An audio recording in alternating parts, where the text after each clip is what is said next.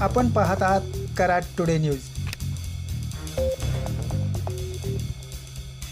कराड-विटा महामार्गावरील कृष्णा पुलावर आज गुरुवारी सायंकाळी अपघाताची घटना घडली. कृष्णा कॅनॉलकडे जाणाऱ्या रिक्षाने समोरील कारला जोराची धडक दिली. याचवेळी पाठीमागून आलेल्या कारने रिक्षाला पाठीमागून धडक दिली.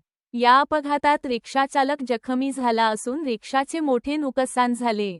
या अपघातामुळे ओगलेवाडी, विद्यानगरकडे जाणाऱ्या वाहनांची कृष्णा पुलावर मोठी कोंडी झाली. कृष्णा नाक्यापर्यंत वाहनांच्या रांगा लागल्या होत्या. यावेळी वाहतूक शाखेचे कर्मचारी जयवंत गोसावी, सुधीर जाधव, अमोल पवार यांनी तात्काळ कृष्णा पुलावर जाऊन अपघाती वाहने एका बाजूला करून वाहतूक सुरळीत केली.